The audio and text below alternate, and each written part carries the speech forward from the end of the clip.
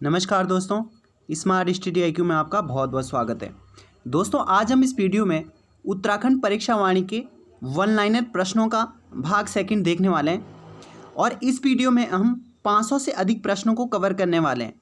दोस्तों, यदि आप उत्तराखंड के किसी भी एग्जाम की तैयारी कर रहे हैं लाइक BDO, BPDO, कनिक सहायक, पटवारी आदि की, तो आप चैनल के साथ बने रहेगा, आपको बहुत कुछ जानने को मिलेगा। चलिए दोस्तों, शुरू करते हैं। दोस्तों, पहला सवाल है, शिवालिक और मध्य हिमालय के बीच जो चौरस घाटियां पाई जाती है उनको क्या कहा जाता है राज्य में? तो उनको दून या द्वार कहा जाता है। दूसरा प्रश्न देखते हैं, कोटरी या चौखंबा दून कहाँ स्थित है? तो ये पौड़ी गढ़वाल में स्थित है। अगला प्रश्न देखते हैं, पाटली या कोठा दून कहाँ स्थित है? नैनीताल में।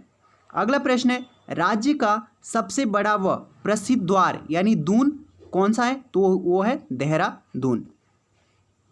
दोस्तों, अगला प्रश्न है, मध्य हिमालय की चौड़ाई और ऊंचाई कितनी है?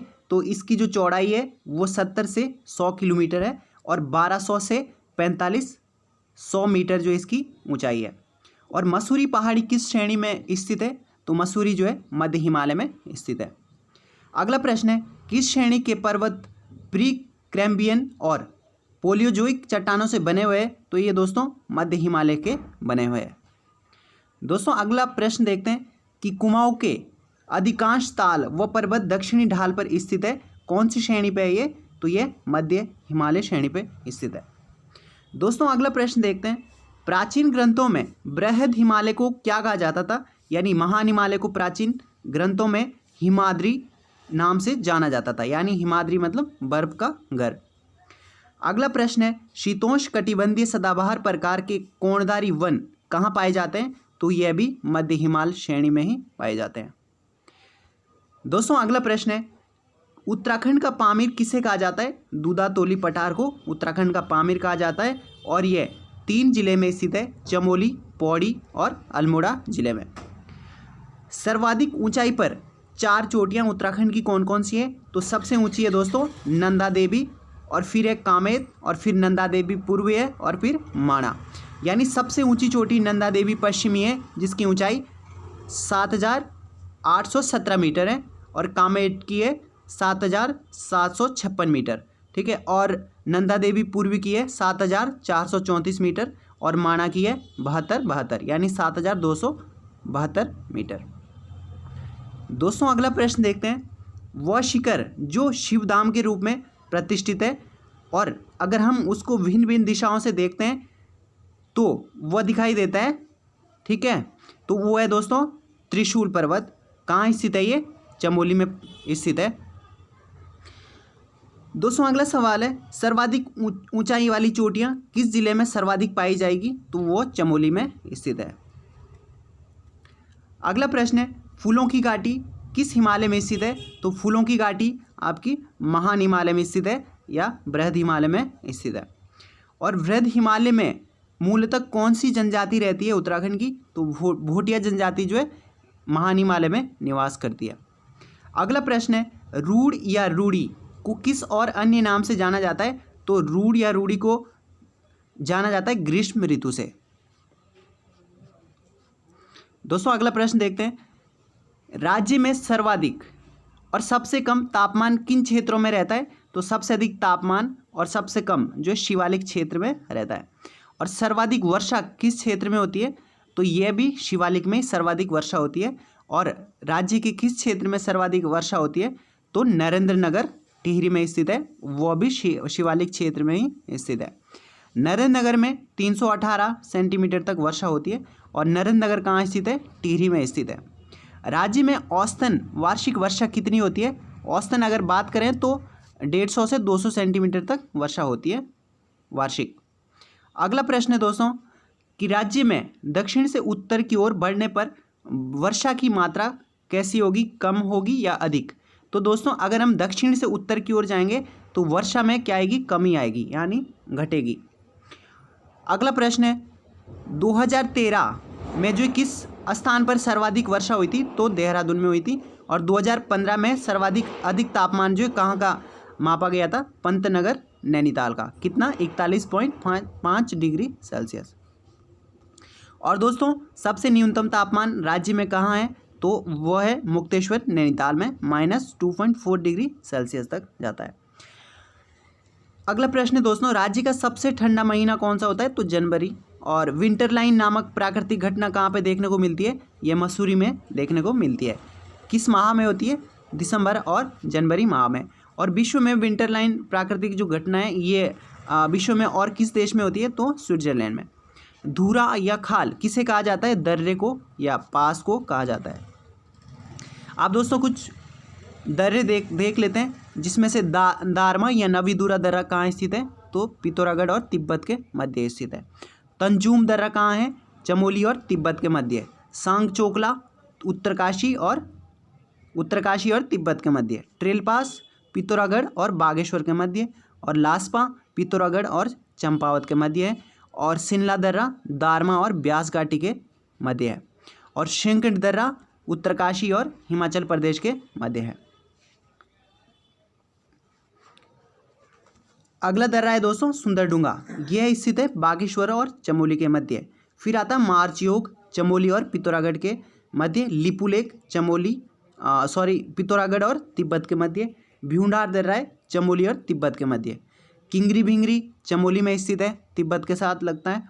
और डूंगरीला दर्रा चमोली और तिब्बत के मध्य। सांगचोकला उत्तरकाशी और तिब्बत के मध्य।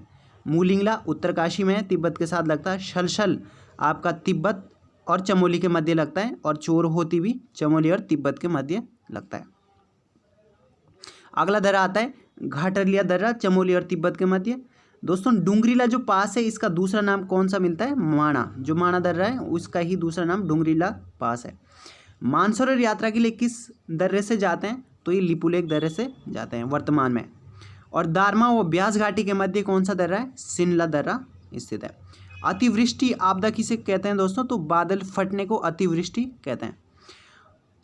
भूकंप जोन 5 में कौन कौन से जिले आते हैं दोस्तों उत्तराखंड के? उत्तराखंड में 2 जोन है, भूकंप जोन 4 और 5। तो जोन 5 में आते हैं चमोली, रुद्रप्रयाग, अल्मोड़ा, पिथौरागढ़ और चंपावत। कौन कौन से आते हैं दोस्तों? चमोली, रुद्रप्रयाग, अल्मोड़ा, पिथौरागढ़ और चंपावत। और जबकि भूकंप जो जोन 4 है उसमें आते हैं देहरादून, टिहरी, उत्तरकाशी, नैनीताल और उधम सिंह नगर। उत्तराखंड में कौन से भूकंप जोन है? तो 4 और 5, यानी जोन 4 और 5 स्थित है। अगला प्रश्न है दोस्तों, कौन से बांध के नीचे से मुख्य जो केंद्रीय भ्रंश रेखा है वो कहाँ से गुजरती है? तो टिहरी से जो ये रेखा गुजरती है टिहरी डैम से के नीचे से। उत्तराखंड में भूकंप की दृष्टि से सर्वाधिक संवेदनशील जिले कौन कौन से हैं दोस्तों? तो ये चमोली और पिथौरागढ़ है। उत्तराखंड में भूकंप मापी स्टेशन कहाँ कहाँ बनाए? 3 जगह, देहरादून है, टिहरी में और गरुड़गंगा चमोली में है। अगला प्रश्न है कि राज्य में सबसे बड़ा जो भूस्खलन या फिर बाढ़ आती है वो कब आती है? तो ये आती है 16-17 जून 2013 को, जो केदारनाथ में आई थी दोस्तों। अगला प्रश्न है, उत्तराखंड आपदा में सेना द्वारा चलाया गया अभियान कौन सा था इस समय 2013 में? यह था दोस्तों ऑपरेशन सूर्य होप। और कब ये आपदा आई थी, कब से कब तक ये ऑपरेशन चला था? तो ये 17 जून से 2 जुलाई तक ये ऑपरेशन चलाया गया था। अगला प्रश्न देखते हैं दोस्तों कि किस आपदा को जो है सीबीएसई बोर्ड ने जो अपने पाठ्यक्रम में शामिल किया गया था, तो जो 2013 की आपदा थी। और राज्य में जो आपदा प्रबंधन सलाहकार समिति का गठन कब हुआ? जुलाई 2013 में हुआ था। और राज्य की सर्वाधिक 4 लंबी नदियां कौन कौन सी है? पहली सबसे ज़्यादा लंबी नदी है काली, और फिर है भागीरथी, फिर अलकनंदा है, फिर पश्चिमी रामगंगा। काली नदी की लंबाई है 252 किलोमीटर, भागीरथी की है 205 और अलकनंदा की है 195 किलोमीटर। अगला प्रश्न आता है, दूधातोली से कौन सी नदियाँ निकलती है? दूधातोली से दोस्तों 5 नदियाँ निकलती है, पश्चिमी रामगंगा, आटागाड़, बूनो और पूर्वी व पश्चिमी नयार। और दोस्तों टनकपुर के बाद जो है काली नदी का नाम क्या हो जाता है? शारदा नाम से जानी जाती है। अगला प्रश्न है कि सर्वाधिक जल प्रवाह वाली नदी कौन सी है? तो सबसे अधिक जल प्रवाह अलकनंदा नदी का है। और सर्वाधिक प्रवाहपथ वाली नदी कौन सी है? काली नदी है। तो यहाँ पे दोस्तों कंफ्यूज नहीं होना है, सबसे अधिक प्रवाहपथ है किसका? काली नदी का। और सबसे अधिक जल प्रवाह किसका है? अलकनंदा नदी का। अगला प्रश्न है, गंगोत्री से देवप्रयाग तक गंगा का जो नाम और लंबाई कितनी है? तो नाम है दोस्तों भागीरथी, यानी जब गंगोत्री से देवप्रयाग तक आता है उसको भागीरथी बोलते हैं, और देवप्रयाग के बाद इसका नाम गंगा हो जाता है। और इसकी जो देवप्रयाग तक लंबाई है वो है 205 किलोमीटर। अगला प्रश्न है दोस्तों, देवप्रयाग से राज्य की सीमा तक अगर गंगा की लंबाई देखें तो इसकी लंबाई होती है 96, और नाम गंगा कहा जाता है इसको। अब गंगा को राष्ट्रीय नदी घोषित कब किया गया था? 4 नवंबर सन 2008 को। और राज्य के सबसे पश्चिमी और पूर्वी भाग में कौन सी नदियाँ प्रवाहित होती है? तो सबसे पश्चिम में यमुना नदी और सबसे पूर्व में काली नदी। और हिमाचल का बॉर्डर बनाने वाली नदी कौन सी है? यमुना और टोंस है। ठीक है दोस्तों। अगला जो प्रश्न है वो है, सूपी नदी किस हिमनद से निकलती है? तो सूपी नदी निकलती है स्वर्गारोहिणी बंदरपूंछ से। और किस नदी घाटी का क्षेत्रफल सबसे अधिक है? तो यह है काली नदी का। और यमुना नदी में टोंस नदी कहाँ पे मिलती है दोस्तों? तो ये डाकपत्र के पास टोंस नदी में यमुना में जो है टोंस मिल जाती है। अगला प्रश्न है, गंगा नदी कहाँ से निकलती है? गोमुख से निकलती है दोस्तों, गंगोत्री से। भिलंगना नदी कहाँ से निकलती है? खतलिंग ग्लेशियर टिहरी से। अगला जो प्रश्न है, खतलिंग ग्लेशियर कहाँ स्थित है? तो टिहरी में है। और बालखिल्य नदी किसकी सहायक नदी है? ये भिलंगना की है। अब दोस्तों हम यहाँ पे देखते हैं, शिखर, हिमनद, ताल, अलकापुरी, ये जो है कहाँ से निकलती है? ठीक है, तो ये दोस्तों अलकनंदा नदी की बात हो रही है। अलकनंदा नदी जो है कहाँ से निकलती है? आपकी जो ये हमने प्रश्न पढ़ा इसका आंसर है ये अलकापुरी से निकलती है। अगला प्रश्न है दोस्तों, अलकनंदा में जो सबसे पहले नदी मिलती है वो कौन सी नदी होती है? लक्ष्मण गंगा। और इसमें केशव प्रयाग में कौन सी नदी मिलती है? तो वो मिलती है दोस्तों सरस्वती नदी। अब दोस्तों 5 प्रयाग है, इसको ऊपर से अगर नीचे की तरफ हम लगाते हैं क्रम से तो सबसे ऊपर आता है विष्णु प्रयाग, फिर आता है नंद प्रयाग, फिर कर्ण प्रयाग, फिर रुद्र प्रयाग, फिर आता है देव प्रयाग। दोस्तों विष्णु प्रयाग और नंद प्रयाग और कर्ण प्रयाग यानी जो 3 प्रयाग है ये चमोली में स्थित है, और रुद्र प्रयाग तो रुद्र प्रयाग में ही है, और देव प्रयाग है आपका टिहरी में। अब दोस्तों अगर हम बात करते हैं कि नंद प्रयाग में अलकनंदा में कौन सी नदी मिलती है? तो वो मिलती है नंदाकिनी। और कर्ण प्रयाग में कौन सी नदी मिलती है? अलकनंदा में किन नदियों का संगम होता है? पिंडर नदी का। और दोस्तों रुद्रप्रयाग में अलकनंदा में कौन सी नदी मिलती है? तो ये मिलती है मंदाकिनी रुद्रप्रयाग में। और देवप्रयाग में मिलती है भागीरथी। और अगर हम बात करें कि सास बहू जिनको नाम से जाना जाता है नदियों को, ठीक है, वो कौन कौन सी नदी है? तो भागीरथी को बोला जाता है सास, और बहू बोला जाता है अलकनंदा नदी को। अगला प्रश्न है दोस्तों, फूलों की घाटी में कौन सी नदी बहती है? पुष्पावती नदी बहती है, इसको भ्यूंडार नदी भी कहा जाता है। और यह नदी कहाँ से निकलती है? पुष्पा तोयताल, जो कि फूलों की घाटी के मध्य स्थित है। अगला प्रश्न है दोस्तों, पौड़ी के बाद ब्यास घाटी के पास जो है गंगा में मिलने वाली प्रमुख नदी कौन सी हो जाती है? ये नयार नदी है। और उत्तराखंड में बीरमा किसे बोला जाता है? नदी को बोला जाता है बीरमा। और गग्गास किसकी सहायक नदी है? ये पश्चिमी रामगंगा की है। दोस्तों बीरमा नहीं बल्कि बीरमा जो है ये एक नदी का नाम है। ऐसा पूछा जाएगा कि उत्तराखंड में बीरमा क्या है? तो ये एक नदी है। अगला प्रश्न देखते हैं, वुनो, ठीक है, किसकी सहायक नदी है? पश्चिमी रामगंगा की। और कोसी नदी कहाँ से निकलती है दोस्तों? कोसानी बागेश्वर से। नैनीताल के चोर गलियाँ के पास से कौन सी नदी निकलती है? नंदौर नदी। और नानक सागर में भी कौन सी नदी आती है? यहाँ पे नंदौर नदी आती है। अगला प्रश्न है दोस्तों, काली नदी का उद्गम स्थल कहाँ है? ये काला पानी पिथौरागढ़ में। और कुटियांगटी जो है काली की सहायक नदी है। और थुमका किसकी है? ये है कुटियांगटी की सहायक नदी। लिस्सर और दारमा ये दोनों किसकी सहायक है? पूर्वी धौलीगंगा की सहायक नदियाँ है।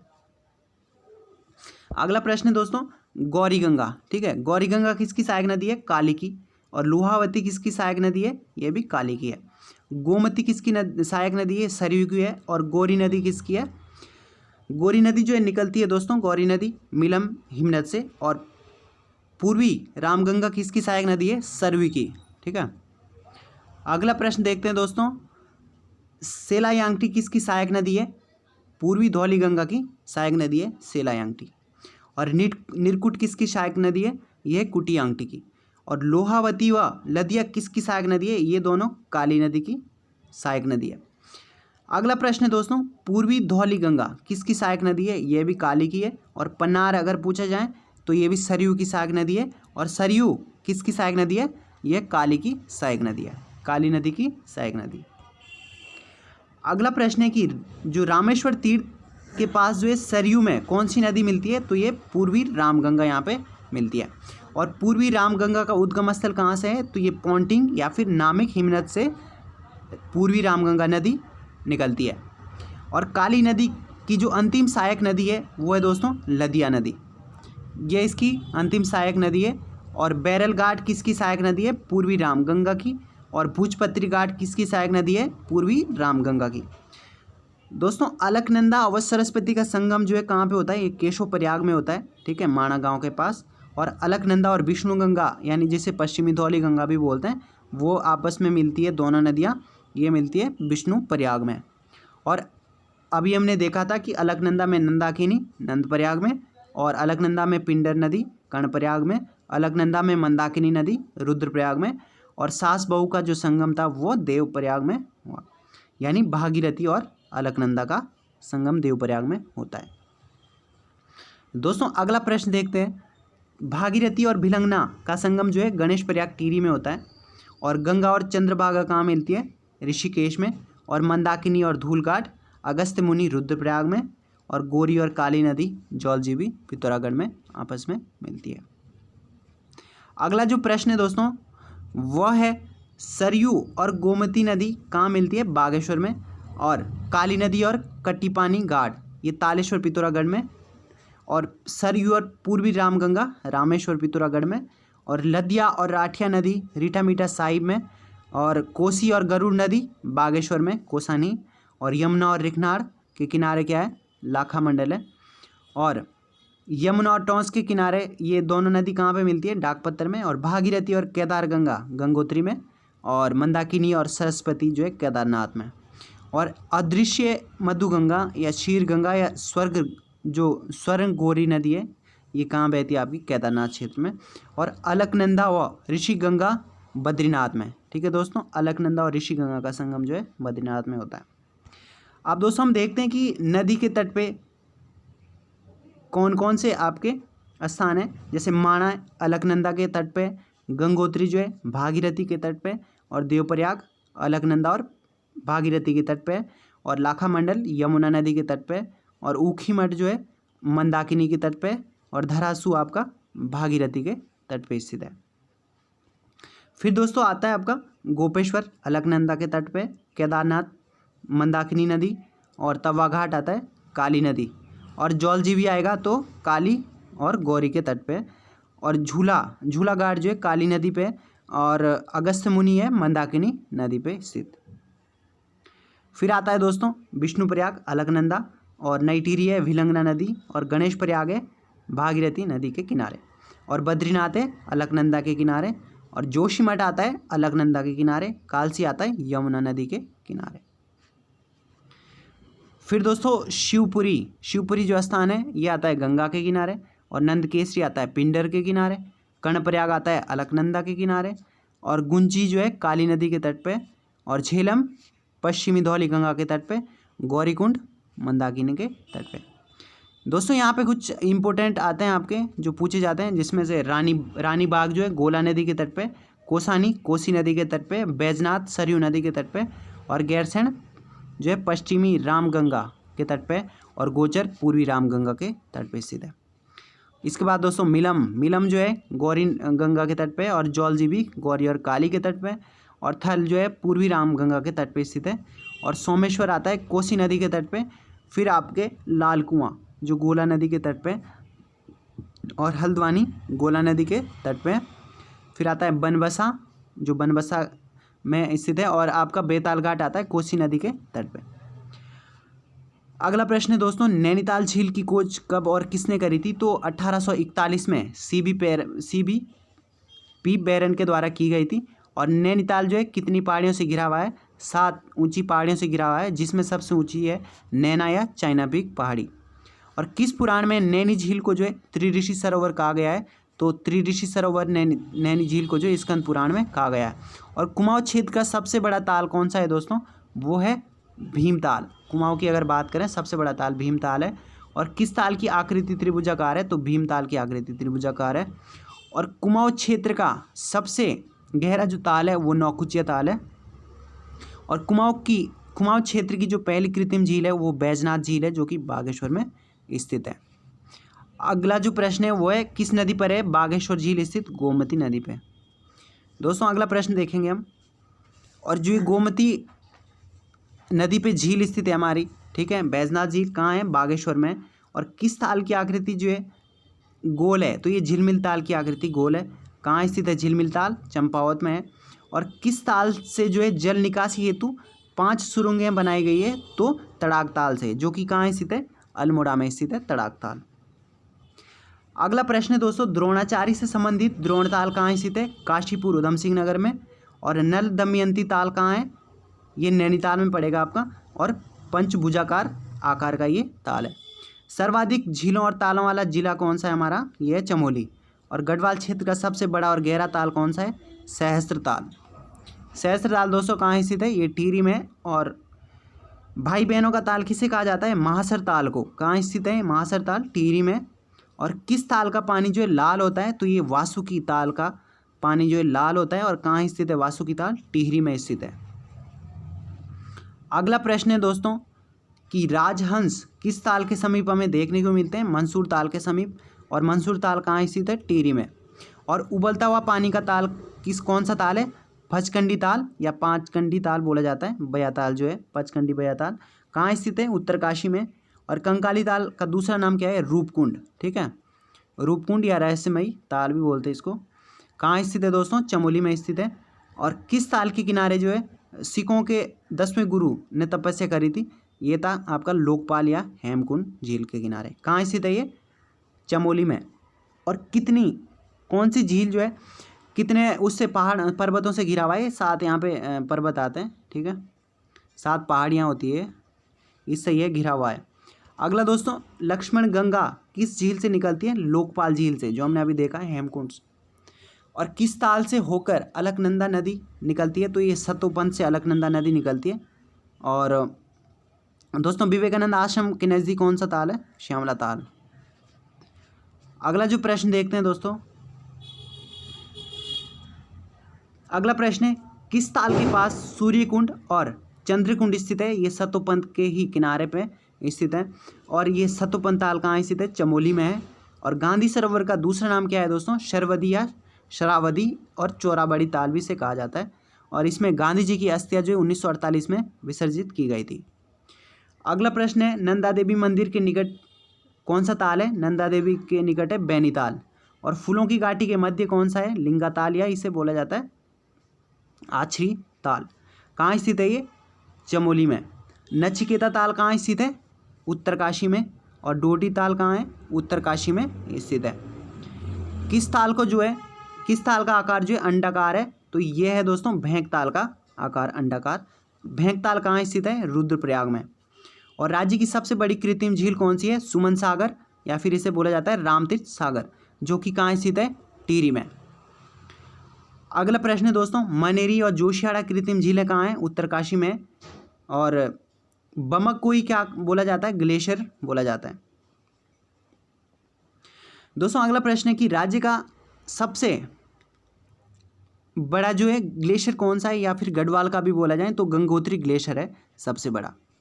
और राज्य का अगर दूसरा सबसे बड़ा हिमनद बोला जाए तो पिंडारी है, हिमनद मतलब ग्लेशियर, तो पिंडारी ग्लेशियर है। और अगर कुमाऊं का बोला जाएगा सबसे बड़ा तो आपका मिलम आता है। और ये मिलम कहाँ स्थित है, यह स्थित है पिथौरागढ़ मुंशियारी में।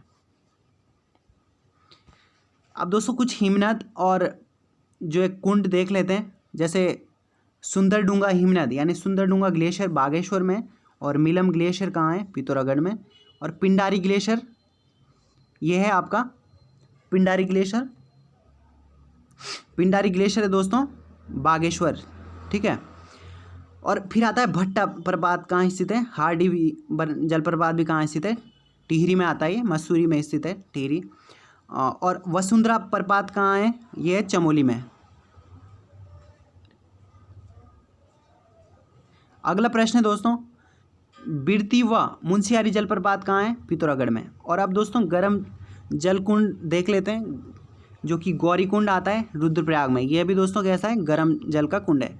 फिर गंगानी आता है उत्तरकाशी में, यह भी गर्म कुंड है। फिर भाप कुंड आता है जोशीमठ में, यह भी गर्म कुंड है। और फिर आता है सूर्य कुंड, सूर्य कुंड यमुनोत्री में है आपका, ठीक है, उत्तरकाशी में गर्म कुंड है। तप्त कुंड आता है बद्रीनाथ में, गर्म कुंड है। और भूरी अमोला कुंड जो है रुद्रप्रयाग में आता है, यह भी दोस्तों गर्म कुंड है। और अब ठंडे जल के कुंड देखते हैं, जैसे ऋषि कुंड आता है चमोली में, ठंडे जल का कुंड है। और नंदी कुंड आता है चमोली में, यह भी ठंडा है। और नंदा व पार्वती कुंड आता है पिथौरागढ़ में, यह भी ठंडा है। और नंद व देवी कुंड आता है दोस्तों बागेश्वर में, ये भी दोनों ठंडे कुंड है। और गौरी कुंड आता है एक चमोली में भी, ये आता है ठंडा कुंड। और सूर्य कुंड है पिथौरागढ़ में, ये भी ठंडा कुंड है। और देवकुंड उत्तरकाशी में, सप्त कुंड जो है चमोली में स्थित है। और होम कुंड आपका चमोली में स्थित है। अगला प्रश्न है दोस्तों कि राज्य में पौधरोपण नीति लागू कब की गई थी? तो 6 जून 2006 को पौधरोपण नीति लागू की गई। और देश में पौधरोपण नीति शुरू करने वाला कौन सा राज्य था?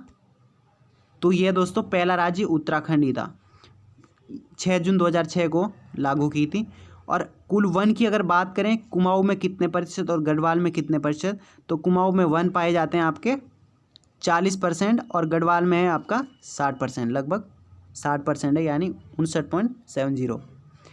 अब दोस्तों सर्वाधिक वन भूमि वाले 3 जो घाटियाँ आती है, सबसे अधिक है टोंस, ठीक है, फिर है कोसी और फिर है यमुना नदी।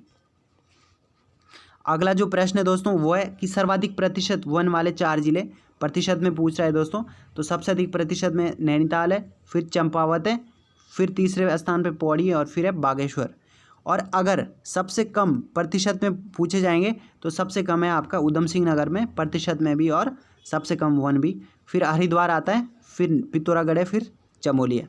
और सर्वाधिक और सबसे कम वन क्षेत्रफल वाले, सबसे अधिक वन क्षेत्रफल है दोस्तों पौड़ी का और सबसे कम है उधम सिंह नगर का।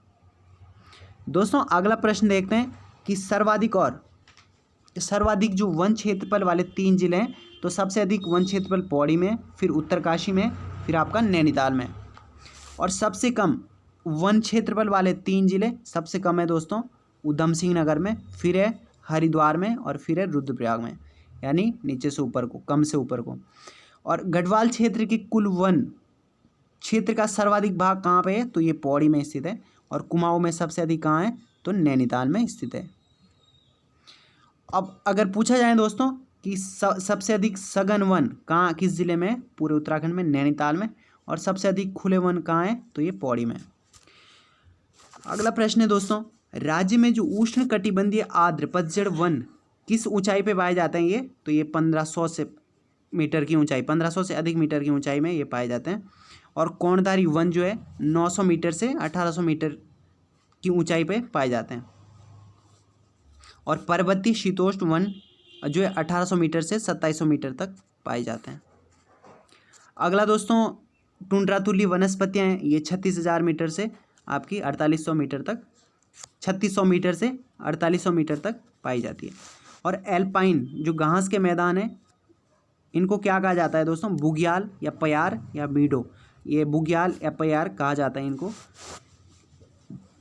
अगला जो प्रश्न है, अल्पाइन झाड़ियाँ घास के मैदान कितनी ऊंचाई पे मिलते हैं हमें? ये 3000 से 3600 मीटर की ऊंचाई पे मिलते हैं। और क्षेत्रफल में जो सबसे बड़ा बुग्याल कौन सा है उत्तराखंड का? वेदनी बुग्याल है। कहाँ स्थित है दोस्तों? चमोली में। अगला प्रश्न है, फूलों की घाटी की खोज किसने करी थी? फ्रैंक स्माइथ ने 1931 में। कल्पनाथ बुग्याल कहाँ है? चमोली में स्थित है। और फूलों की घाटी नाम से जो पुस्तक है वो किसकी है? कौन सी है दोस्तों? द वैली ऑफ फ्लावर्स है। ये पुस्तक किसकी है? फ्रैंक स्माइथ की है दोस्तों, 1947 में लिखी थी ये पुस्तक। अगला है, इस घाटी में लगभग कितने प्रकार के फूल मिलेंगे? तो 500 प्रकार के फूल मिलेंगे। और फूलों की घाटी में कौन से घास यानी जो पौधा है वो तेज़ी से फैल रहा है, जिससे जो है फूलों की घाटी को खतरा है? वह नटग्रास या फिर पॉलीगोनम घास से फूलों की घाटी को दोस्तों खतरा है, यहाँ पे तेज़ी से फैल रहा है।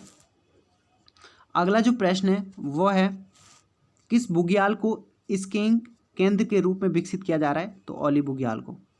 और अगला प्रश्न है कि किस बुग्याल में जो है वेदों का प्रणयन स्थल माना जाता है? किस बुग्याल को? तो ये वेदनी बुग्याल है। और अपने सुंदर मखमली घासों के लिए जो कौन सा बुग्याल जाना जाता है? वेदनी बुग्याल। अगला प्रश्न है दोस्तों, दयारा बुग्याल की खोज कौन करता है? तो ये चंद्रप्रभा ऐतवाल के द्वारा दयारा बुग्याल की खोज होती है। और किस बुग्याल में शीतकाल में जो है स्कीइंग प्रशिक्षण दिया जाता है? तो ये दयारा बुग्याल जो कि उत्तरकाशी में स्थित है। और पालसी या वालसी या फिर बक्करखाल या फिर लवड़िया, ये किसको कहा जाता है दोस्तों? जो चरवाहे होते हैं उनको ये नाम से जाना जाता है। अगला प्रश्न है, किसमें उत्तराखंड को वानस्पतिक बगीचा कहा गया है? चरक संहिता में उत्तराखंड को वानस्पतिक बगीचा कहा गया है। और हिमवान औषधि भूमि नाम हिमालय को जो है कहा गया है किसमें? चरक संहिता में कहा गया है फूल इसको। अब देखते हैं अगला प्रश्न कि राज्य में किस औषधीय पौधे की खेती सबसे पहले की गई थी? तो बेलाडोना की खेती सबसे पहले 1903 में की गई थी। अगला प्रश्न है दोस्तों, जड़ी बूटियों के जो है संग्रहण का कार्य सबसे पहले कब से शुरू किया गया था? 1972 में। और जड़ी बूटी क्लस्टर कहाँ स्थित है? ये जोशीमठ में है दोस्तों, ठीक है, देघाट अल्मोड़ा में, और पौड़ी में भी स्थित है, जयरीखाल पौड़ी में। अब 1982 में कितनी जड़ी बूटियों को जो है प्रतिबंधित किया गया था दोस्तों? तो ये 114 जड़ी बूटियाँ थी जो 1982 में इन पर प्रतिबंध लगाया गया था। वन प्रबंधन अधिनियम द्वारा राज्य को घोषित किया गया था क्या? हर्बल स्टेट, ठीक है। और जड़ी बूटी शोध एवं विकास केंद्र के तहत जो एक स्वतंत्र इकाई की स्थापना की गई थी। कहाँ पे? ये शैलाकुई में स्थित है। और हर्बल गार्डन की स्थापना कहाँ की गई है? मुनि की रेती, ऋषिकेश में। फिर दोस्तों अगला प्रश्न, देश का प्रथम जो है वन महाविद्यालय कौन सा है? फॉरेस्ट स्कूल ऑफ देहरादून वाला। इसकी स्थापना कब हुई? 1878 में। और इसका नाम जो है इंपीरियल फॉरेस्ट स्कूल कब रखा गया था? 1884 में इसका नाम रखा गया था। अगला प्रश्न है दोस्तों, और इसको 1906 में इसका नाम जो है इंपीरियल फॉरेस्ट रिसर्च इंस्टीट्यूट रखा गया था। और इंडियन फॉरेस्ट रिसर्च इंस्टीट्यूट जो नाम यानी FRI नाम कब रखा था? 1947 के बाद। और दोस्तों FRI को जो है डीम्ड विश्वविद्यालय का दर्जा कब दिया गया? 1991 में। और दोस्तों यहाँ पे जो चिपको आंदोलन की सूत्रपात करने वाली महिला कौन सी थी? वो थी गौरा देवी, रैणी गांव की महिला थी। यह जो किस आंदोलन का नारा था दोस्तों? कौन सा नारा? हिम पुत्रियों की ललकार, वन नीति बदले सरकार, वन जागे वनवासी जागे। यह दोस्तों चिपको आंदोलन का एक नारा था। और किसके नेतृत्व में दोस्तों चिपको आंदोलन का जो विस्तार मिला? चिपको आंदोलन को विस्तार मिला तो इसको विश्वविख्यात किया था सुंदरलाल बहुगुणा और चंडी प्रसाद भटजी के द्वारा। हिमालय बचाओ देश बचाओ का नारा किसने दिया था? सुंदरलाल बहुगुणा के द्वारा। और डूंगा पैंतोली आंदोलन किन वृक्षों से संबंधित था दोस्तों? यह बांज वृक्ष से संबंधित था दोस्तों, और चमोली जिले में शुरू हुआ था। पानी राखो आंदोलन के जो प्रणेता थे वो कौन थे? सच्चिदानंद भारती। ये दोस्तों कहाँ से प्रारंभ होता है? पानी राखो आंदोलन ये होता है ऊपरेखाल गांव पौड़ी से। और अगला प्रश्न है, पेड़ों की कटाई को रोकने के लिए जो है किसने दूधातोली लोक विकास संस्थान की स्थापना करी थी? तो सच्चिदानंद भारती जी के द्वारा ये। अगला प्रश्न है दोस्तों, रक्षा सूत्र आंदोलन कब और कहाँ हुआ था? रक्षा सूत्र आंदोलन हुआ था दोस्तों टिहरी में, और 1994 को शुरू हुआ था। अगला प्रश्न है, मैती आंदोलन का सूत्रपात जो किसे कहा जाता है? ये कल्याण सिंह ने मैती आंदोलन को चलाया था, 1996 में शुरू किया गया था। अगला प्रश्न है दोस्तों, मिश्रित वन खेती का जो मॉडल है वो किसने दिया था? जगत सिंह चौधरी के द्वारा, यानी जिन्हें जंगली भी कहा जाता है, इनके द्वारा मिश्रित वन खेती का मॉडल दिया गया। और जंगली किसका उपनाम है पूछा जाता है? जगत सिंह चौधरी का। और वृक्ष मानव किसे कहा जाता है? विश्वेश्वर दत्त सकलानी को वृक्ष मानव कहा जाता है। और उत्तराखंड का जो वरदान, ठीक है, या फिर शिव की जटा और वाला जो शीतोष्ण कटिबंधीय वृक्ष किसे बोला जाता है? ये बांज को बोला जाता है, यानी उत्तराखंड का वरदान वृक्ष जो है बांज को बोला जाता है। अगला प्रश्न है कि उत्तराखंड में जो है बांज की कितनी प्रजाति मिलती है? 5, और पूरे विश्व में 40 प्रजातियाँ। और बांज की कौन सी प्रजाति सबसे अधिक महत्वपूर्ण है? तो ये बांज की जो सफ़ेद प्रजाति होती है सबसे महत्वपूर्ण है। फिर दोस्तों किस वृक्ष को जो है राज्य का सोना कहा जाता है? राज्य का सोना कहा जाता है बांज वृक्ष को। अगला प्रश्न है कि श्रीदेव सुमन की याद में प्रतिवर्ष जो है किस दिन वृक्षारोपण किया जाता है? 25 जुलाई को। और इको टास्क फोर्स का गठन कब किया गया था? 2008-9 में। और राज्य में जो वनाग्नि काल माना जाता है, यहाँ पे 15 फरवरी से 15 जून तक वनाग्नि काल माना जाता है। अगला प्रश्न है राज्य का प्रथम चिड़ियाघर कौन सा है दोस्तों? देहरादून चिड़ियाघर जो है 2016 में बना था। और देहरादून चिड़ियाघर की जगह पहले नाम क्या था? मालसी डियर पार्क था इसका नाम। और अगला प्रश्न है कि देश का जो अपने तरह का पहला चिड़ियाघर कहाँ निर्माणाधीन है? तो ये दोस्तों गोलापानी हल्द्वानी नैनीताल में निर्माणाधीन है, जो कि कार्बन न्यूटन जू बनने वाला है। कार्बन न्यूटन जू का राज्य कौन से नंबर का चिड़ियाघर होगा? ये दूसरे नंबर का होगा। अगला प्रश्न है गोविंद बल्लभ पंत राजकीय प्राणी उद्यान कहाँ स्थित है? नैनीताल में। अगला जो प्रश्न है दोस्तों, राज्य का जो प्रथम वन्य जीव संरक्षण केंद्र है वो कौन सा होगा? मोतीचूर वन्य जीव विहार। इसकी स्थापना 1935 में की गई थी और अब इसे जो है राजाजी राष्ट्रीय उद्यान में शामिल किया गया है।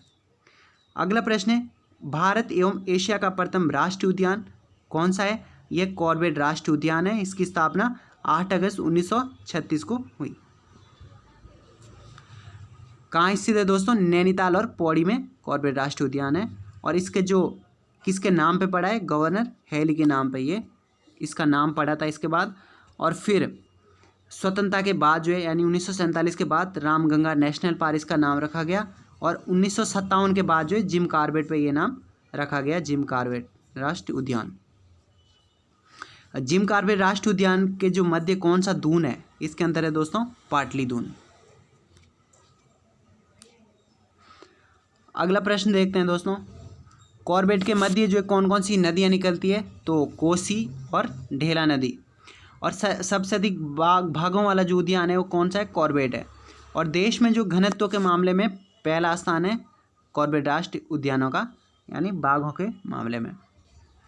अब कॉर्बेट को जो है प्रोजेक्ट टाइगर के अंतर्गत कब शामिल किया गया था? 1973 में। और राजाजी राष्ट्रीय उद्यान को प्रोजेक्ट टाइगर के अंतर्गत कब शामिल किया गया था?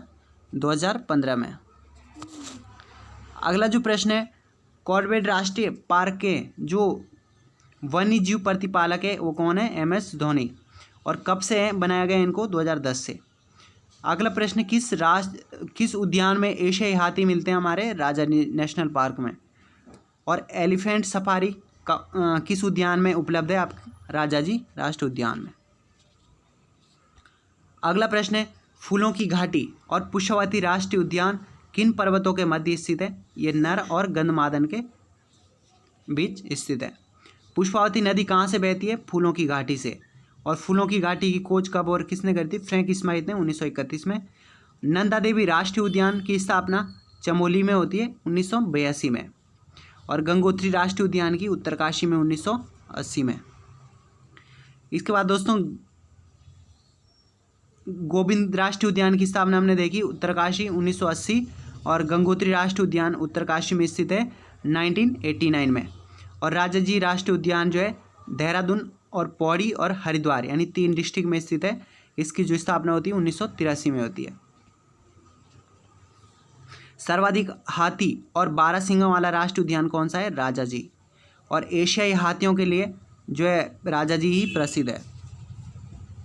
अगला प्रश्न है कि कस्तूरी मृगों वाला राष्ट्रीय उद्यान कौन सा है? फूलों की घाटी। और सबसे पुराना और सबसे नया कौन सा है? सबसे पुराना जो कॉर्बेट राष्ट्रीय उद्यान होगा 1936 का। और सबसे नया जो है गंगोत्री है 1989। और सबसे बड़ा और सबसे छोटा राष्ट्रीय उद्यान कौन से होगा? सबसे बड़ा है गंगोत्री राष्ट्रीय उद्यान और सबसे छोटा है फूलों की घाटी राष्ट्रीय उद्यान। अगला प्रश्न है दोस्तों सर्वाधिक राष्ट्रीय उद्यानों और अभ्यारण्यों वाला जिला कौन सा है? कौन से जिले में सबसे अधिक है? चमोली में। और नंदौर और वन्य जीव विहार कहाँ स्थित है? नैनीताल में है दोस्तों। 2012 में स्थापना होती है। और सबसे पुराना और सबसे नया वन्य जीव विहार सबसे पुराना है गोविंद 1955 में स्थापना है। और सबसे नया है नंदौर वन्य जीव विहार 2012 में स्थापना होती है। और सबसे बड़ा और सबसे छोटा जो है सबसे बड़ा वन्य जीव विहार होगा केदारनाथ और सबसे छोटा वन्य जीव विहार होगा मसूरी। देश का कौन सा जो है मतलब प्रथम कंजर्वेशन रिजर्व कब और कौन सा बनता है? आसन वेटलैंड है 2005 में। और बारहसिंगा यानी स्वेप्ट डियर का बसेरा किसको बोला जाता है? झिलमिल कंजर्वेशन को, जो कि हरिद्वार में स्थित है। इसको भी 2005 में संरक्षित क्षेत्र घोषित किया गया। अगला प्रश्न है नंदा देवी जयमंडलीय क्षेत्र को यूनेस्को में कब शामिल किया गया था? ये 1988 में यूनेस्को में। और फूलों की घाटी को 2005 में यूनेस्को में शामिल किया गया। और रामायण को दोस्तों 2009 में यूनेस्को में शामिल किया गया था। अगला प्रश्न है मेहरुड़ी कस्तूरी मृग जो अनुसंधान है कहाँ स्थित है? बागेश्वर में। इसकी स्थापना 1977 में होती है। और कस्तूरी मृग अनुसंधान या फॉर्म कहाँ स्थित है? कोटमन्या पिथौरागढ़ में। कस्तूरी मृग प्रजनन और संरक्षण केंद्र या फिर फॉर्म ये कहाँ बनाया गया है? कांचुलाखर चमोली में 1982 में इसकी स्थापना की जाती है। अगला प्रश्न है संगमरमर के पर्याप्त भंडार कहाँ मिलते हैं दोस्तों? देहरादून और नैनीताल में। और लोहा कहाँ मिलता है? नैनीताल, और फिर चमोली, फिर आता है पिथौरागढ़ में। और तांबा सर्वाधिक चमोली, फिर पौड़ी, फिर आता है टिहरी। टीन मिलता है चमोली में। अगला प्रश्न है दोस्तों राज्य में खनन नीति की घोषणा कब की गई थी? सन 2001 को। अगला प्रश्न है प्रदेश की कुल जनसंख्या में कृषि से जुड़े लोग कितने हैं? तो 12.81%। और राज्य के कुल भूक्षेत्र का जो कितना प्रतिशत पर्वतीय और समतलीय है? तो पर्वतीय दोस्तों 86% और समतलीय कितना है आपका? 13%। अगला प्रश्न है नई कृषि नीति कब जारी की गई थी? 2011-12 में नई कृषि नीति जारी की गई थी। अगला प्रश्न है दोस्तों ज्वालामुखी एवं क्वार्टर्स जो मिट्टी है वो कहाँ पाई जाती है? ये भीमताल नैनीताल में पाई जाती है। अगला प्रश्न है सिंचाई की सुविधा की दृष्टि से राज्य में कितने प्रकार की भूमि मिलती है? तो 3 प्रकार की मिलती है, तलाव, उपराव और इजरान प्रकार की भूमि। अगला प्रश्न है दोस्तों राज्य में सर्वाधिक क्षेत्रफल पर बोई जाने वाली फसल कौन सी है? तो सर्वाधिक बोई जाती गेहूं, फिर आता है चावल, फिर आता है गन्ना। और ब्रिटिश काल में पहला भूमि बंदोबस्त हुआ था, ठीक है, 1815 में। और कुल कितने भूमि बंदोबस्त हुए? 11। कुमाऊं में पहले भूमि बंदोबस्त हुआ था 1815 में, किसके नेतृत्व में? गार्डनर ने करवाया था। और गढ़वाल में जो पहला भूमि बंदोबस्त होता है वो होता है 1816 में ट्रेल के द्वारा कराया गया था। और विकेट बंदोबस्त कब हुआ था? 1863 से 1873 तक। और इसमें भूमि को कितने भागों में बांटा था? विकेट बंदोबस्त में 5 भागों में। और कौन से नंबर का था ये? 9वें नंबर का था विकेट भूमि बंदोबस्त। राज्य में जो ब्रिटिश काल का अंतिम भूमि बंदोबस्त कब और कहाँ हुआ था? 1928 में हुआ था और गढ़वाल क्षेत्र में हुआ था। किसके नेतृत्व में ये अंतिम भूमि बंदोबस्त हुआ था? इबर्टसन के। और ये कौन से नंबर का था? 11वें नंबर का। स्वतंत्रता के बाद जो है पहला भूमि बंदोबस्त 1960 से 64 के मध्य होता है। और राज्य में जो भू अभिलेखों का कंप्यूटरीकरण किस नाम से किया जाता है आज की डेट में? यह देवभूमि नाम से। और नाली व मुट्ठी क्या है? ये जो है भूमि मापन का पैमाना है। कौन सा? नाली और मुट्ठी है। अगला प्रश्न है दोस्तों राज्य के कुल शुद्ध सिंचित क्षेत्र में जो है नलकूप, नहर, कुएं, तालाब का कितना परसेंट जो है सिंचाई होती है? तो नलकूप से दोस्तों 56% सर्वाधिक सिंचाई होती है। और 23% जो है कुएं से 23% जो है नहरों से होती है। और कुएं से होती है 11% सिंचाई। और तालाबों से होती है 0.01%। सबसे अधिक किससे होती है? नलकूपों से। सर्वाधिक नलकूपों से सिंचाई किस ज़िले में होती है दोस्तों? नलकूपों से बात हो रही है तो ये हरिद्वार में होती है। और जबकि नहरों से सबसे अधिक सिंचाई नैनीताल में होती है। अगला प्रश्न है दोस्तों राज्य की जो सबसे पुरानी नहर है वो कौन सी है? ऊपरी गंगा नहर। इसका निर्माण कब हुआ था? 1842 से 54 के मध्य। फिर ऊपरी गंगा नहर का उद्गम स्थल कहाँ है? हरिद्वार में। और एशिया का सबसे ऊंचा डैम कौन सा है दोस्तों? टिहरी डैम है। इसकी ऊंचाई कितनी है? 260.5 मीटर। अगला प्रश्न है, शारदा नहर जो है बनबसा से निकलती है दोस्तों, ठीक है, इसका निर्माण कब कराया गया था? इसका निर्माण 1928 में कराया गया था। ये चंपावत में स्थित है। नानक सागर बांध किस नदी पर है? नंदोर नदी पर है। और चाल खाल योजना किससे संबंधित थी दोस्तों? जल स्तर के सुधार से चाल खाल योजना संबंधित थी। और राज्य में सर्वाधिक उत्पादित होने वाले 3 अनाज है। सबसे अधिक होता है गेहूं उत्पादित, फिर चावल और फिर होता है गन्ना राज्य में। अगला जो प्रश्न है वो है रागी यानी मंडुआ उत्पादन में देश में जो कौन सा स्थान पर है? दूसरे स्थान पर है। और गन्ना में जो सबसे अधिक उत्पादन हमारा डिस्ट्रिक्ट कौन सा है? वो है उधम सिंह नगर। और चावल के उत्पादन में सबसे अधिक कौन सा है? देहरादून। और गेहूं के उत्पादन में भी कौन सा है? देहरादून। और लीची उत्पादन में प्रथम स्थान भी देहरादून का ही आता है। अगला प्रश्न है दोस्तों, राज्य में जो उत्पादित सेब को अन्य किस राज्यों में जो किस नाम से बेचा जाता है? तो हमारे राज्य का जो सेब है वो उसको हम HP या फिर UK ब्रांड नाम से बेचते हैं। और सबसे अधिक सेब कहाँ होते हैं? उत्तराखंड में, हर्षिल उत्तरकाशी में। और राज्य में जो सेब का पहला बाग कब और कहाँ लगाया गया था? 1925 में जो है हर्षिल में सबसे पहला बाग लगाया गया था। अगला प्रश्न है, सौंदर्य प्रसाधन तथा इत्र बनाने के जो राज्य में कौन से पौधे की खेती होती है? तो जीरेनियम की खेती होती है इत्र बनाने के लिए। अगला प्रश्न है, अत्याधुनिक चाय उत्पादन इकाई कहाँ स्थित है? कौसानी में। और चाय में जो है उत्पादित कौन सी श्रेष्ठ चाय है? ऑर्गेनिक चाय है सबसे श्रेष्ठ। और उत्तराखंड में जो है मत्स्य नीति कब लागू करी गई थी?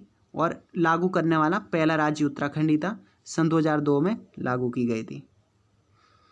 राज्य में जो एकीकृत ऊन विकास कार्यक्रम कब से शुरू हुआ था? 2004-05 से यह कार्यक्रम शुरू हुआ था। अगला प्रश्न है, राज्य स्तरीय सहकारी डेयरी प्रशिक्षण संस्थान कहाँ स्थित है? तो जो डेयरी वाला प्रशिक्षण संस्थान है ये लाल कुआं नैनीताल में है। और डेयरी शोध विकास अगर केंद्र की बात करें तो भी नैनीताल में है। और मिल्क पाउडर प्लांट की स्थापना कहाँ हुई है? उधम सिंह नगर में। अगर मिल्क पाउडर आएगा तो उधम सिंह नगर है, अगर डेयरी शोध संस्थान विकास आएगा तो नैनीताल में है। अगला प्रश्न देखते हैं दोस्तों,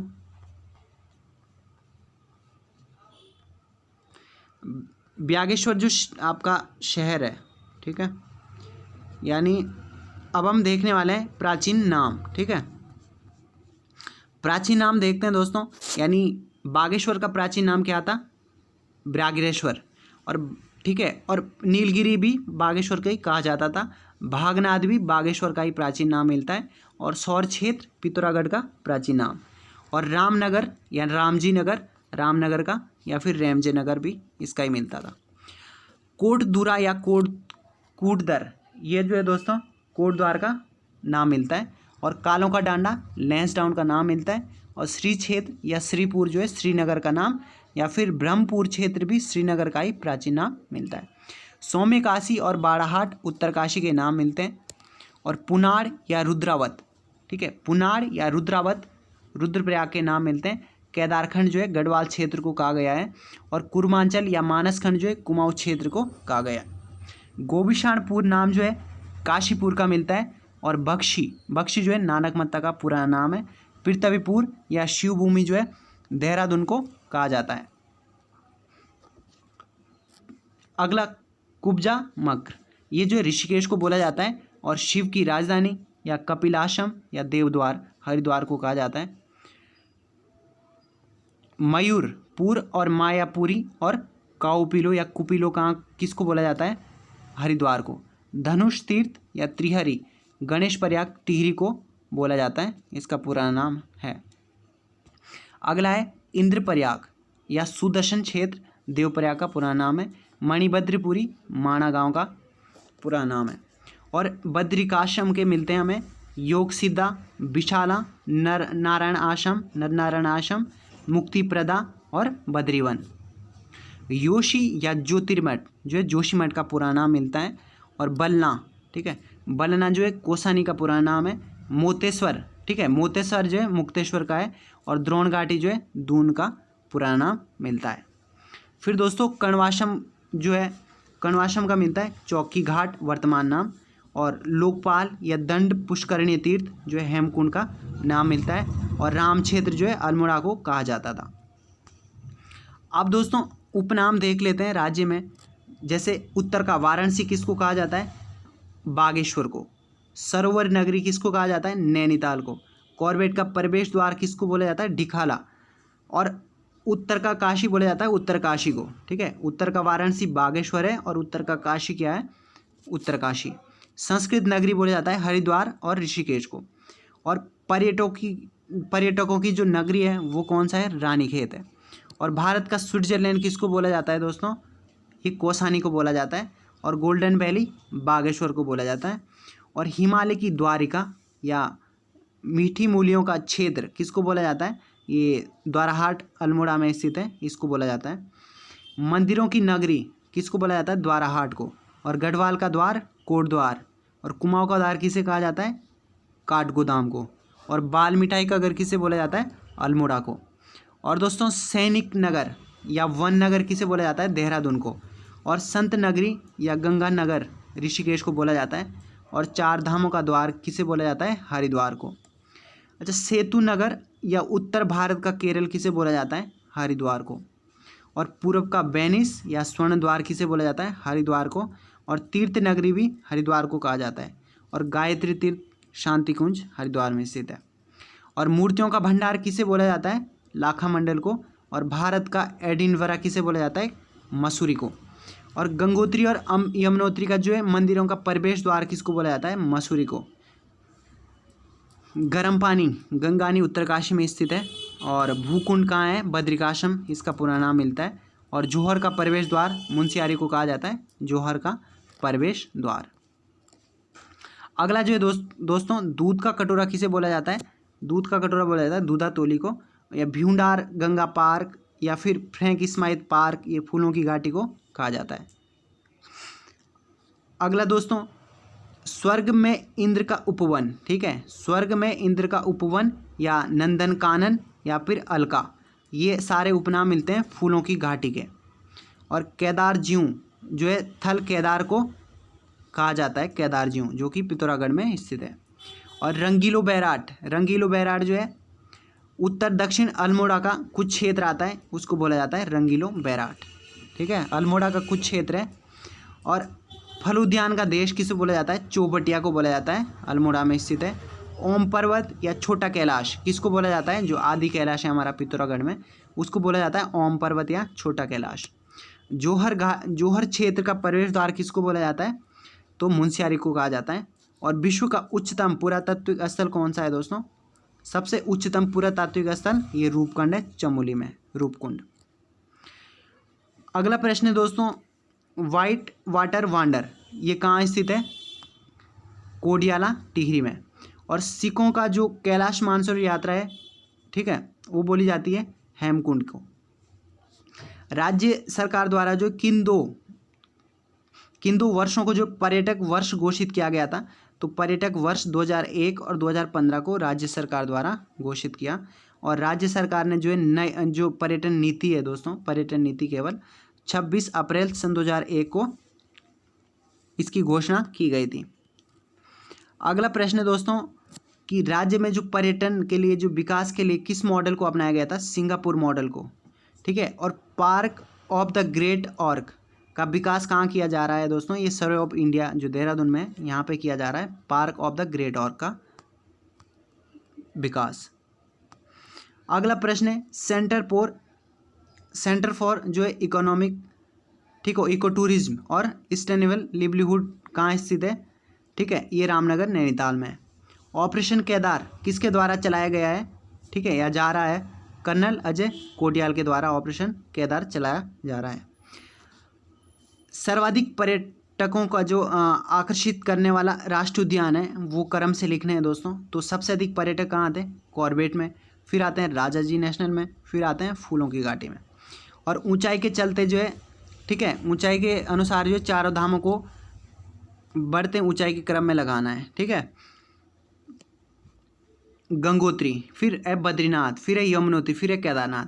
ठीक है। तो केदारनाथ सबसे ऊंचाई पे है, फिर है यमुनोत्री, फिर बद्रीनाथ, फिर गंगोत्री। तो सबसे जो नीचे वाला जो धाम है वो गंगोत्री है, सबसे ऊंचाई पे केदारनाथ है।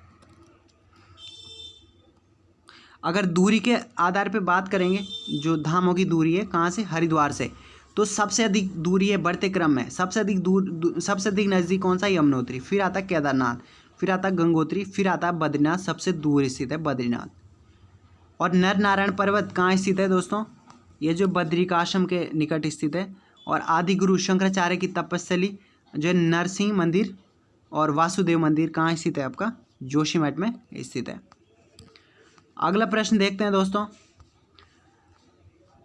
एशिया का जो सबसे बड़ा रोपवे कहाँ स्थित है, एशिया का सबसे बड़ा, ये औली जो चमोली में है, ठीक है। कहाँ से कहाँ तक जाता है, जोशीमठ से औली तक जाता है। ये चालू किया गया था दोस्तों 1993 में, ये कंप्लीट हो गया था। और इसको जो बनाया गया था जो है 1983 में इसको बनाया गया था। अगला प्रश्न है, औली में जो प्रतिवर्ष स्कीइंग जो महोत्सव प्रारंभ कब से हुए थे, 1987 से।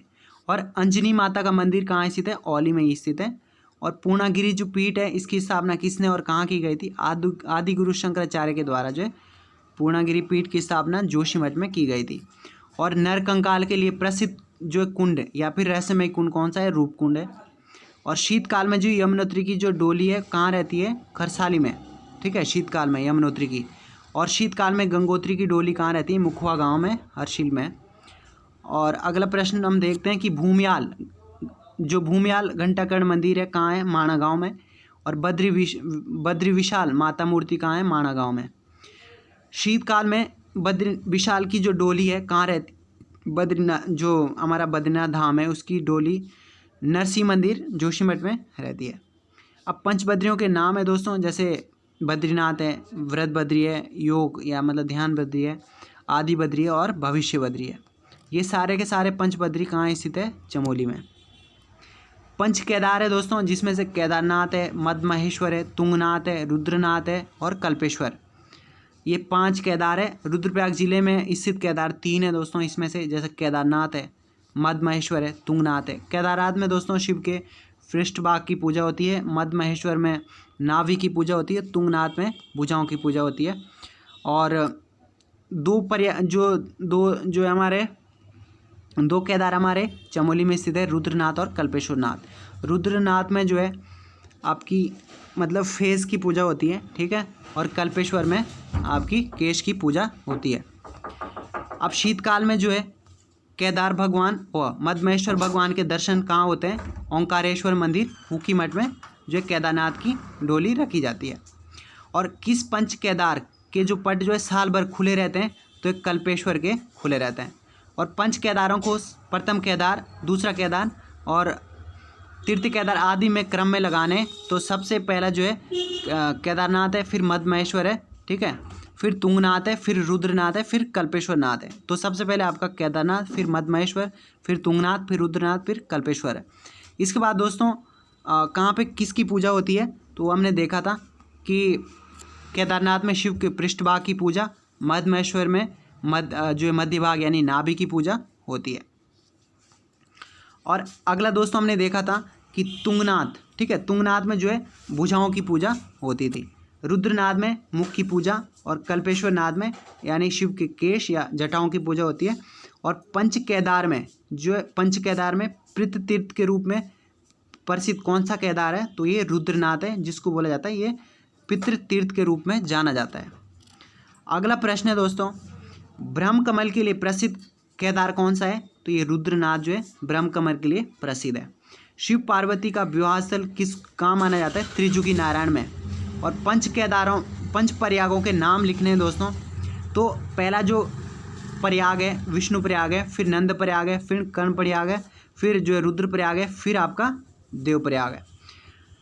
अब दोस्तों चमोली ज़िले में कौन कौन से प्रयाग है, तो ये विष्णु प्रयाग है, नंद प्रयाग आता है और कर्ण प्रयाग, ये 3 प्रयाग जो चमोली में स्थित है। और रुद्रप्रयाग में 2 प्रयाग आते हैं आपके, ठीक है, सॉरी रुद्रप्रयाग में 1 प्रयाग है रुद्रप्रयाग। और टिहरी जिले में आपका कौन सा प्रयाग है, देव प्रयाग। आप दोस्तों पंचशिलाएँ देखते हैं, जिसमें से नारद शिला है, वराह शिला है, गरुड़ शिला है और मार्कंडेय शिला है और नरसिंह शिला है, ये सारी की सारी बद्रीनाथ चमोली में स्थित है। अगला दोस्तों हम 5 पंचधाराएं देखते हैं, ठीक है, जिसमें प्रहलाद धारा, कुर्मु धारा, उर्वशी धारा, भृगु धारा, इंद्र धारा आदि है। ये सारी की सारी 5 धाराएं बद्रीनाथ में ही स्थित है। कौन कौन सी है दोस्तों? प्रहलाद धारा, कुर्म धारा, उर्वशी धारा, भृगु धारा और इंद्र धारा। सरस्वती नदी पर जो है भीमपुल कहाँ पे स्थित है? भीमशिला माणा गांव के पास। और 2013 में जो आपदा के समय केदारनाथ मंदिर के पीछे जो शिला थी उसका नाम क्या था? भृगुशिला। भृगुशिला कहाँ पे स्थित है? तो केदारनाथ मंदिर के पीछे यानी रुद्रप्रयाग में, केदारनाथ में भृगुशिला जो है। और दोस्तों भगीरथी शिला, ठीक है, कहाँ स्थित है? ये गंगोत्री में है। और रण या फिर बाराही शिला कहाँ स्थित है? देवीधुरा चंपावत में ये शिलाएँ स्थित है। और नारद शिला कहाँ पे? रुद्रप्रयाग और बद्रीनाथ में, ठीक है। और चंद्रशिला, ठीक है, चंद्रशिला कहाँ है? तुंगनाथ में। और दोस्तों कालशिला कहाँ पे? काली जो मठ है। और शिला कहाँ पे? जो अगस्त्य मुनि में यह शिला स्थित है। अगला है दोस्तों पंचकुंड, यानी 5 कुंड देखेंगे, जिसमें तप्त कुंड है, नारद कुंड है, सत्यपद कुंड है, त्रिकोण कुंड है और मानुषी कुंड है। ये पांचों के पांचों कुंड दोस्तों बद्रीनाथ में स्थित है। एक बार फिर देख लेते हैं कौन कौन से कुंड है। तप्त कुंड है, नारद कुंड है, सत्यपद कुंड है, त्रिकोण कुंड है और मानुषी कुंड है। अगला है दोस्तों गुफाएं देखते हैं कहाँ स्थित है। जैसे कोटेश्वर गुफा है, ये रुद्रप्रयाग में स्थित है, कोटेश्वर गुफा। दूसरी दोस्तों स्कंद गुफा है, ठीक है, स्कंद गुफा जो है कहाँ स्थित है? ये बद्रीनाथ में स्थित है, चमोली में। भीम गुफा जो है आपकी केदारनाथ के पास रुद्रप्रयाग में स्थित है। गरुड़ गुफा जो है बद्रीनाथ में आपकी चमोली में स्थित है। और गणेश गुफा जो है माणा गांव चमोली में स्थित है। दोस्तों राम गुफा की बात करी जाए तो बद्रीनाथ चमोली में स्थित है। और ब्रह्मा गुफा जो है केदारनाथ रुद्रप्रयाग में स्थित है। और विश्वनाथ गुफा या वशिष्ठ गुफा टिहरी में स्थित है। और शंकर गुफा कहाँ स्थित है दोस्तों? शंकर गुफा भी टिहरी में स्थित है। और पांडव या मतंग गुफा कहाँ है? उत्तरकाशी में है। मुचकुंद या फिर ब्यास गुफा कहाँ स्थित है? माणा गांव चमोली में। अगला प्रश्न है कि जल में डूबा हुआ शिवलिंग कहाँ पे है? ये गंगोत्री में आपका। और बर्फ का शिवलिंग कहाँ स्थित है? ये टिम्बरसैंड चमोली में स्थित है। अगला प्रश्न है दोस्तों टिहरी नगर की नींव कब रखी गई थी?